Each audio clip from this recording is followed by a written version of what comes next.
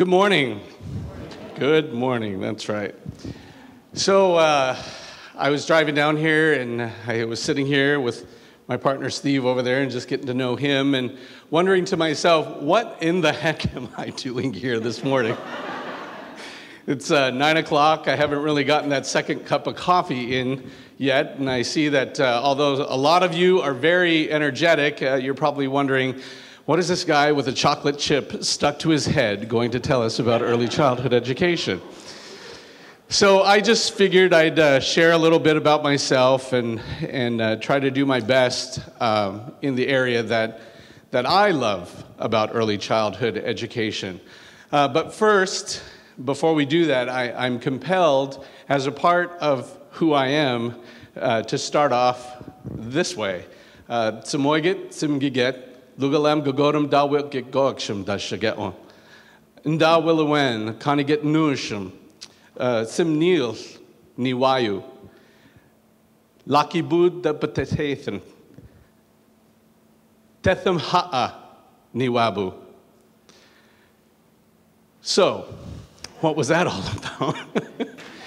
In my culture, it's very important that we share who we are, who we belong to, and where we come from.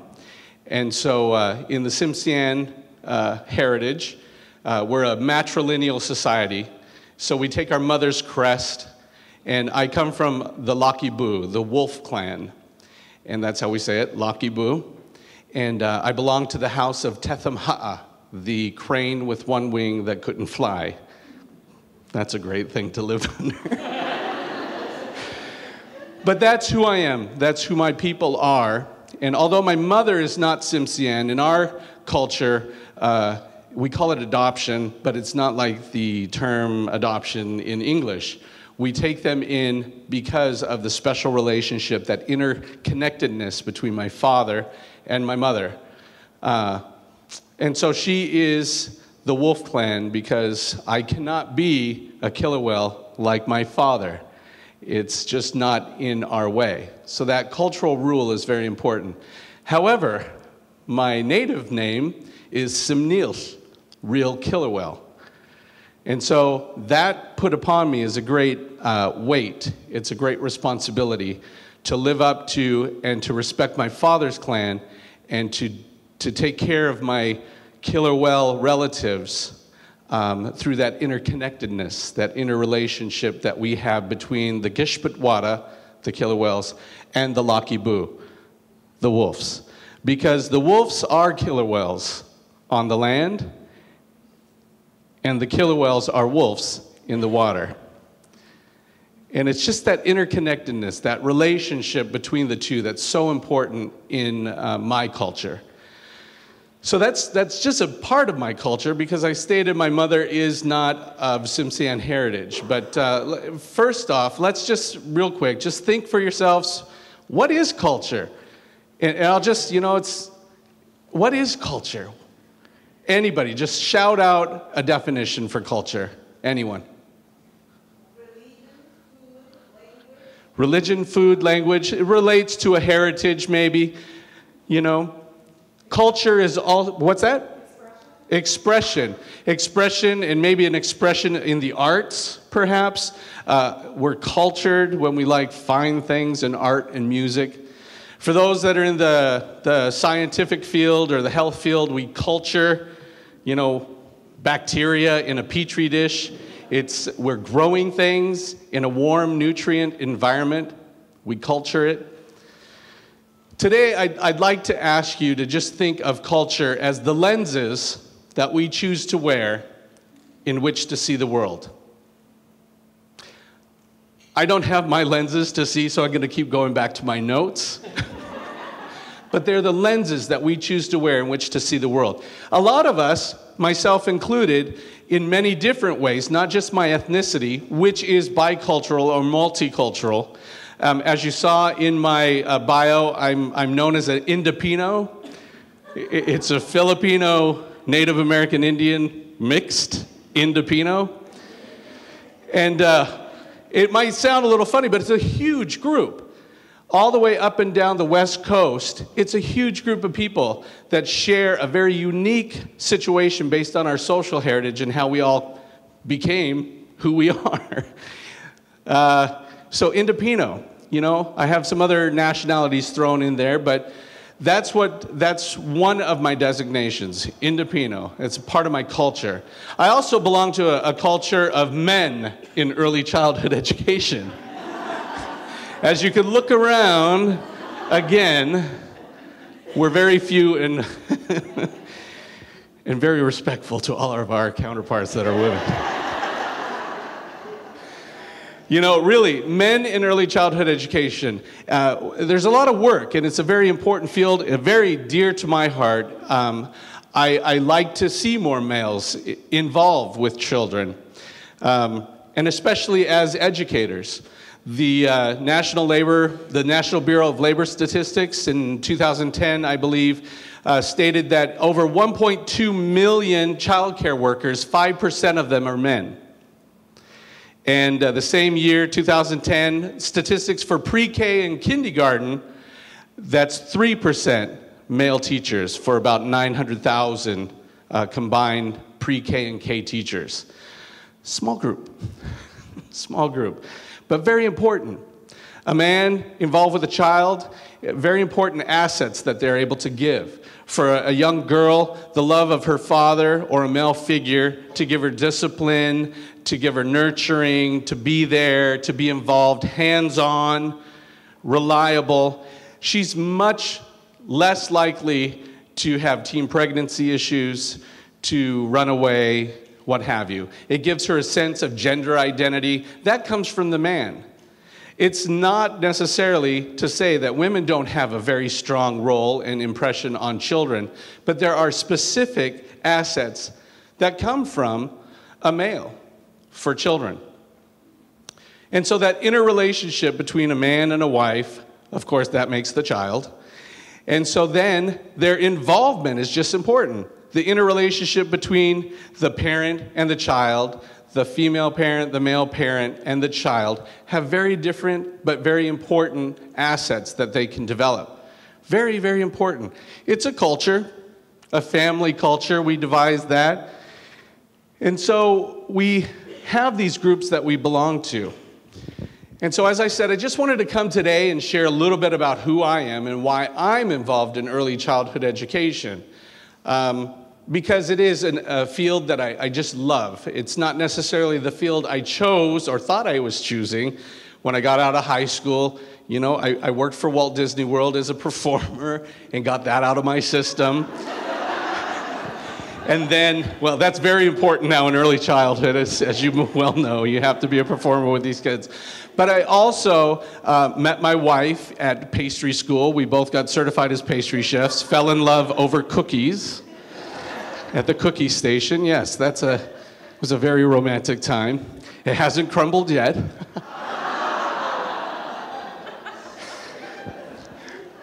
That's bad. That just came to me right now. This is why I need more coffee. But everything I see, you know, our connections and how we came about, how I came into early childhood, you'll hear a little bit about that a little bit later. But everything in early childhood development, it's all interrelated. In the domains, we all know the developmental domains, one asset that you're learning over here reflects something that you're learning over here, reflects something and has a benefit over here, and boink, boink, boink, boink, boink, boink, connect the dots. You know, it's the same in early childhood education.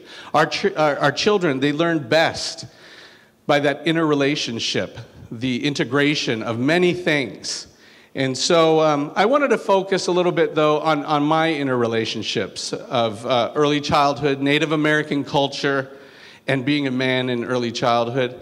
So I'm just going to try to focus on that. But just in your mind again, those lenses, we can choose to take off a set of glasses and put them on depending on what group we belong to. And many of us have many cultures that we interact with. But for this, it's that, my cultures that I interact with that I want to focus on. So some of those important statistics that I had shared about being a male in early childhood and the lack of a lot of men and male role models in the classroom specifically, but also for those children that are without male role models at home. I think it's a big, important piece of who I am as a Native American person. My grandmother, and I'll refer to her a lot because as my grandmother, she was a mentor. She was a fly. She used to drop these messages all the time, but she knew that she couldn't share her Native American heritage with my father and my aunties because of the time frame that they were living in. It just wasn't right. And for the safety of her children, watching her brothers and sisters be sent to boarding schools and separated and have their names changed and torn apart, she didn't want that for her children. And so my dad, my aunties didn't really learn a lot about their Native American culture until later in life. But she passed on and didn't miss that warp of the basket weave. She kept weaving and integrating the culture in her family to make sure that it was an important part. So she kept leaving those little hints. She would sit me down at the table with my aunties, who they would talk about things I didn't even understand. And she would make me sit there. She would tap her teacup like this when there was something important that she was sharing. And I was always, okay, here it comes. I would know that she was going to impart some knowledge. It took a while to understand that. There was a special language that we had and developed that would help us with that. And so as I learned from her, she said, Jerome, you're going to do the work of the heart. You're going to end up doing the work of the heart. I'm like, well, what does that mean, Grandma? Am I a fireman? Am I a doctor? What's that work of the heart? I don't get it. I never get it until much later in life, and that's how I came into early childhood. But all of these different, she had a different way of explaining that. She had a different way of telling me the things that she already knew. And we have to respect that. We have to respect our differences and try to understand and connect with those similarities. Although they might be a little different, they're the same. Each one of us live in a different family, have different traditions and all that, but we all care for children. And that's why we're here. We all have commonalities that we can build upon, much like we ask our children to build upon their prior knowledge and their prior experiences and scaffold everything that we do in order to develop their executive function and cognitive flexibility, and we can go all to that fun stuff. But just the culture, let's just talk dirty here. We're talking about being involved and getting to know people. So children, we tend to take as much as we can and impart that. We need to respect all of our cultural differences and our similarities, and much like in our culture where we have a basket, we need to weave those through. Currently at Muckleshoot, I'm developing with my staff a cultural alignment to the State Department of Early Learning, state early learning benchmarks. We're also doing it with the Head Start, Child Development and Early Learning Framework, the 11 domains there. We're taking Native American values and culture and finding out what they are in each one of the domains to stay in compliance with federal and state regulations, although as a tribe, well, we won't go there, Betty, but we are engaged with them as well. My staff spent 3 hours the other day just looking over the revisions with the new preprint of the new guidelines and gave our comments because we want to see that woven reflection of who we are and what we can bring to the table, but respect what they're bringing to the table. It takes all of us to do this. It might look like a clam basket right now. It holds some stuff and clams and stuff, but it all filters out. But one day we'll get it to that tight weave like our water baskets that we can cook in, hold water, and we pass that on. Maslow's hierarchy of needs. We, pass this on to others. Our children need to carry this information, carry this basket through their life, and pass it on to their children and the future. That's what the beauty of early childhood is the foundation of all learning. And they're the ones that are going to transmit this later in life.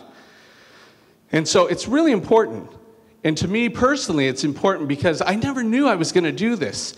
and that my culture would be a part of it, and all my experience in performing and cooking and all that stuff.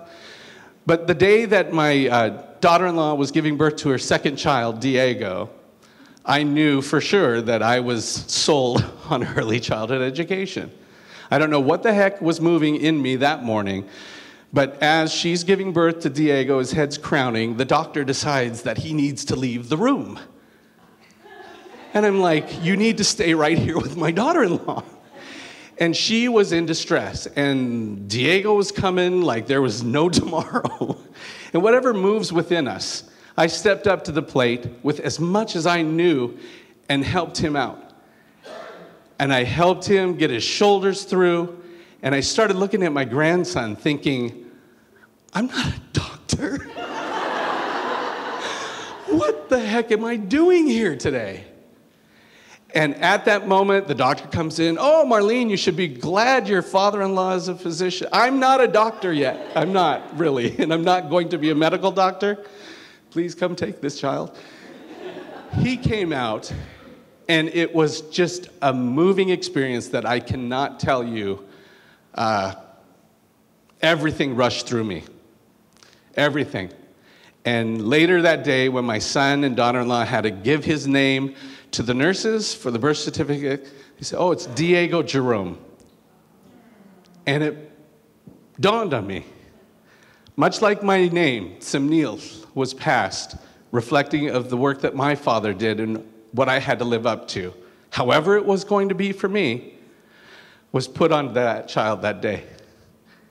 And I knew I had to do something and be the very best I could be in this field in order for him to do the same for his children. And that's what we do. We keep weaving our knowledge and experiences, either from my Tsimshian, my Filipino, the Norwegian side of me, the cooking part, whatever. But we weave it in hopes that that is given to someone in the future that can build upon that. Much like Vygotsky and the experiential and cultural work that he did in scaffolding, you know, it's just beauty. It's beauty because we live that in the classroom and in our centers and in working with children every single day. And that is early childhood education for me. Thank you.